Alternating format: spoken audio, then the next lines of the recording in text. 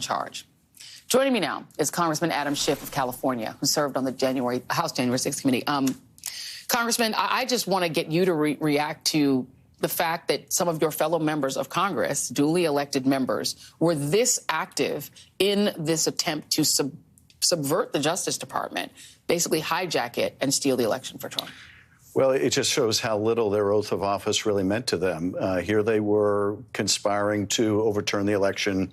In the case of the text messages you read, you had a Representative Perry reaching out to Jeffrey Clark, someone completely unqualified to be Attorney General. An environmental lawyer. An environmental lawyer, not particularly well thought of at the department, but whose only real qualification was his willingness to do anything for Donald Trump. Yeah. His willingness to enlist others to try to help overturn the election. His basic unscrupulousness was his qualification. And nothing short of a threat of mass resignation stopped Trump from appointing him. But certainly Perry didn't stop. Perry was trying to push him, trying to elevate him, trying to put him in a position where he could use the power of the Justice Department to help overturn the election. What do you make of the fact that, I mean, some of the key architects of the attempts to overthrow the election have been rewarded with more power? The current Speaker of the House was one of the main people, if not the main person, pushing the big lie, trying to get people to sign on to overthrow the election. Scott Perry, who sought a pardon, according to Cassidy Hutchinson. None of these people have paid a price. The people who've paid a price are people like Liz Cheney, who's out of power and out of office.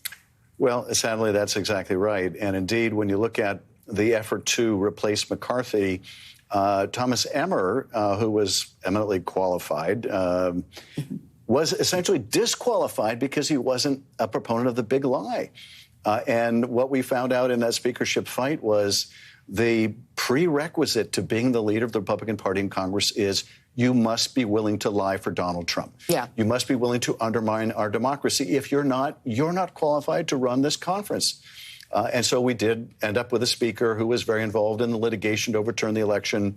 And we still have a Judiciary Committee chairman who, as you point out, ignored subpoenas of the January 6th committee and was also one of the architects in the House of trying to overturn the election.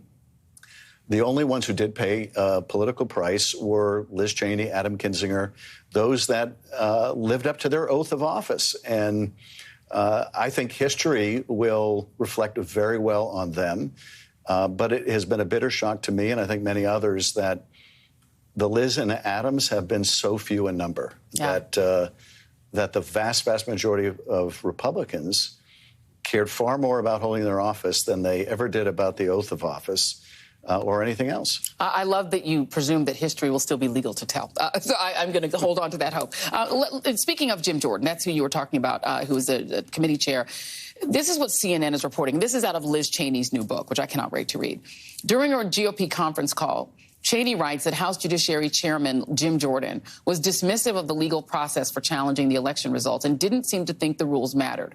The only thing that matters is winning, Jordan say, according to Cheney. So he doesn't even necessarily believe it. I think that is perfectly consistent with what I've observed of Jim Jordan, which is it's always been my sense that for him, politics is just a game. It's like a sport. There's your team, there's our team. You lie, you cheat, you steal, you do whatever you can to win. And I'm convinced that if he got benched by the Republicans, he would offer to play for the Democrats.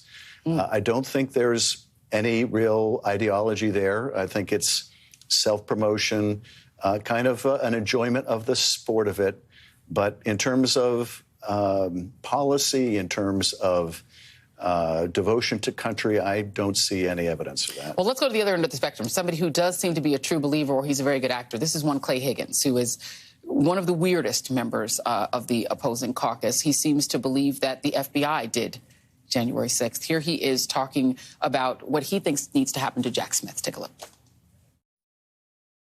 So I just say that his days are numbered, and American patriots are not going to stand idly by, good sir, and allow our republic to dissolve.